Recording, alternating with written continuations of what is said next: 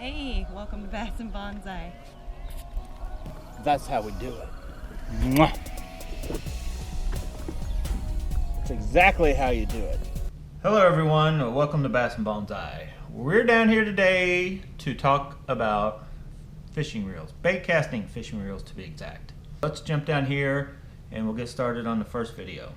First thing I want to talk about, comparison video on the BFS stuff. These are the cheap, affordable BFS reels that you can pick up on AliExpress.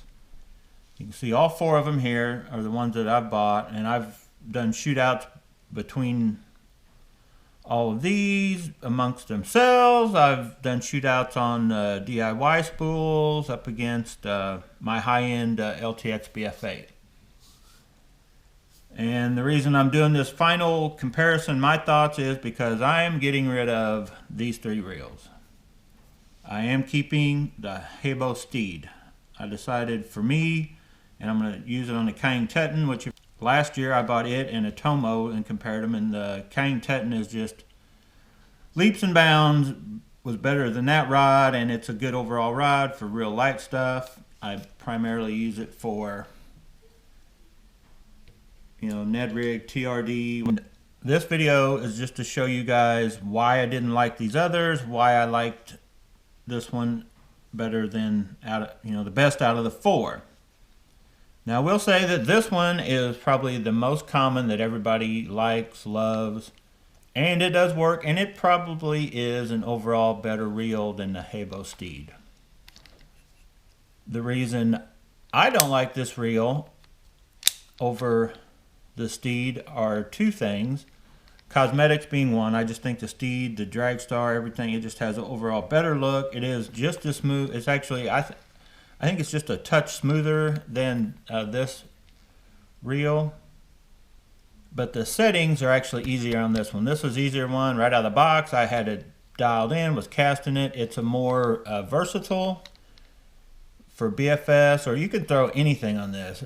If you're going to use braid, you can throw 20-pound braid on that thing and it'll hold enough braid to cast, and it feels powerful enough to get anything in. I will tell you real quick that that's a different handle. I actually swapped the handles with the T-Rex. This reel is junk to me, but I put the handle off that. This thing's a lot lighter now. This is actually a good reel. I just have so many reels I'm selling. Yes, everything you see here will be for sale. But this was a runner-up, and I probably should keep it, but I'm gonna list it for sale. If it sells, it does. If it doesn't, I'll probably throw it back, some line back on it, and have either one of the kids or just have it for backup. I have so many reels, guys. Trust me, I'm running out of actual time just to fish all the different reels I have, let alone the ones that I want to get, is why I've got all this stuff up for sale. The next in the lineup, and just until recently I thought was a pretty good reel, is this one, and I don't even remember the name. And I will admit, half of these were called, this one was the only one called what it is when I found it in search. This originally found in the search was some kind of killer thing it was called. Ocean killer, I don't know, something weird. And then I found out it was a Haibo Steed, and I looked that up, and you can find them more there. The T-Rex was called Mr. Charles or something is what it originally was. I found it under. But then it can't, it says T-Rex right on it. And then this one's the same way, and I don't see an actual name other than right there. I don't know if you guys can make that out. You guys see that? This reel is fairly lightweight. Actually has a real good spool, I guess. I'll tell you what I found out about this one. Now, it's hard to really tell, but there is a gap between the spool and the frame, and your line can actually get caught in there. I had it happen to me a few weeks back. I fished it, I don't know, a few different times, several different times over last season, but didn't really have any kind of major backlash. No reason the line didn't cut in, but I was seeing how, low I could go on a bait, you know, on as far as weight, and I was loosening up the brakes and I had an overrun and the line went in there real easily, and once I started looking, it definitely has a gap that is not desirable. I'd say maybe like 10-pound copolymer or fluorocarbon, you're probably alright. I was using 6-pound mono and it went right in there no problem and would get hung up, and I could actually mimic that just by stuffing line in there to go right into the spool, between the spool and the frame easily. Other than that, this reel works fine. It's still smooth after a season. It does have some rash here and there, but solid reel does cast lightweight baits fairly good. No noises or anything, other than you got to watch how thin a line you can put on it.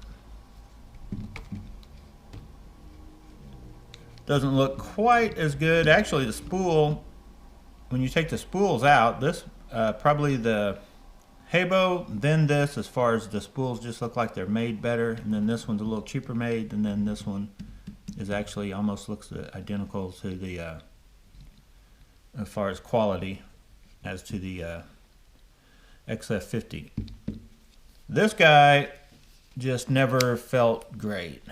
It's all plastic frame, side plates, except for the spool. I guess I could show you guys the spool on it real quick. It's a shame too, like if you could actually find a real better quality, but see, that it's just a plastic frame. This thing is not good. The spool looks awesome. That's actually a very well made spool. Almost could have took more out here. It weighs a little more on that side, but spool's cool. You got the cheap magnets that are just glued in. There's no way to like really take those out or add more. It's just what's there is what you got, which it didn't work too bad. And it still does work. I think I only gave $25 for it. Probably wouldn't buy one again. Alright, we looked at the spool on this one, so I'm going to go ahead and show you the spools on these others too. This one's the same way. See how that's just like they're in there? Well, I think this one actually may come out. Let me test it for you guys.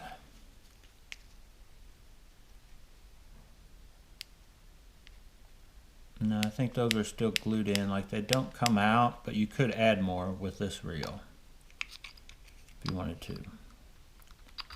Take the spool out. Actually, spool looks pretty good.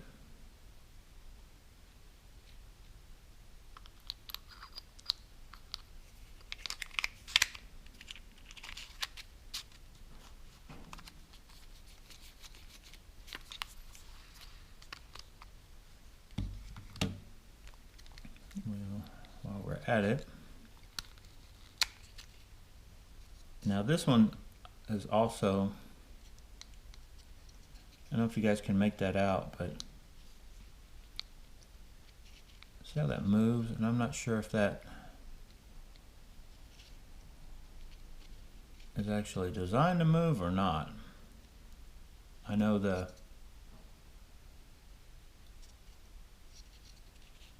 and it's a possibility that it is, that they want it to move, and that may be one of the reasons why it casts pretty good. It fluctuates in there with the spool, I guess. But the magnets don't come out, and you don't need any more magnets, so I was going to show you the spool if you haven't already seen it. But I mean, it's made pretty good.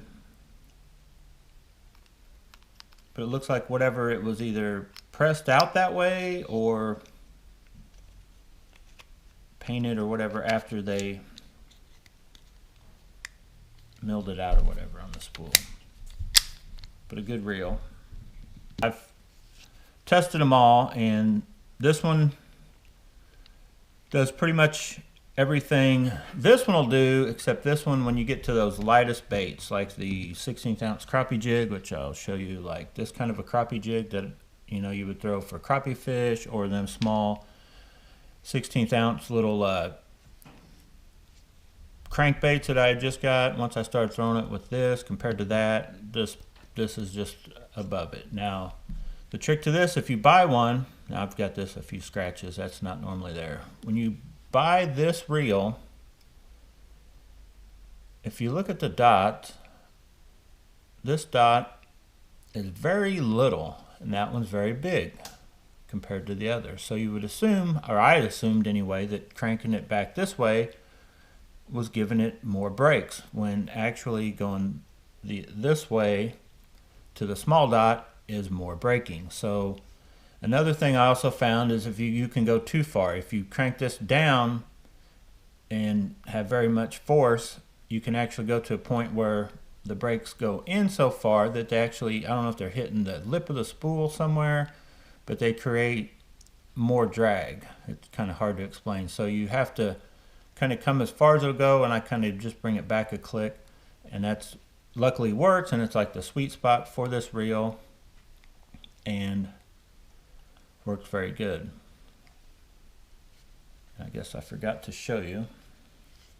I'm gonna have to edit this video like crazy. But these magnets on this reel do come out.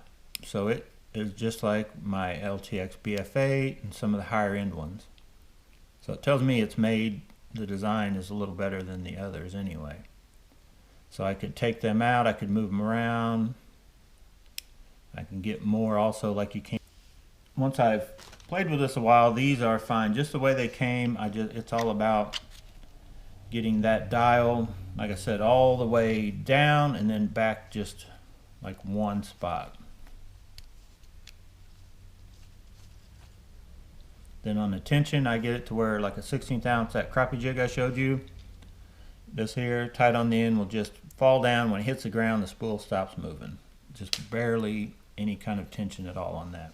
So there you have it. In the future, I'm going to sell these reels, keeping the Haibo steed. So hopefully that kind of lets you know that I'm not just saying I like it better, I'm keeping it because I like it better.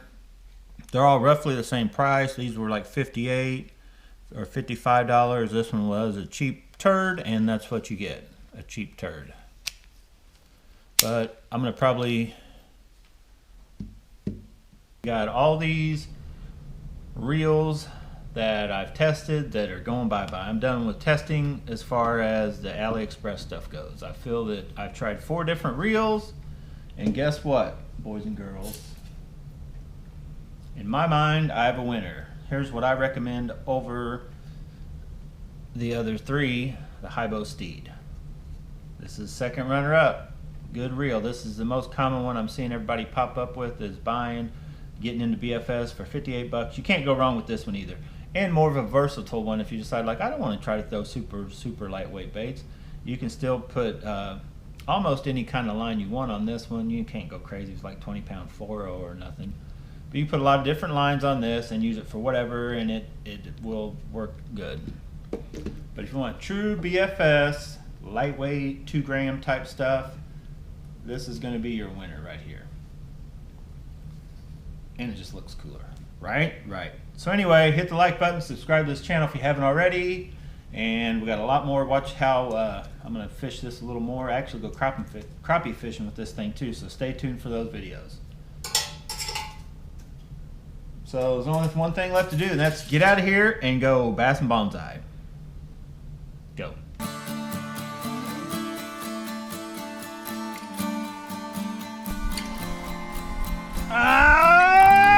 Get it! Yeah!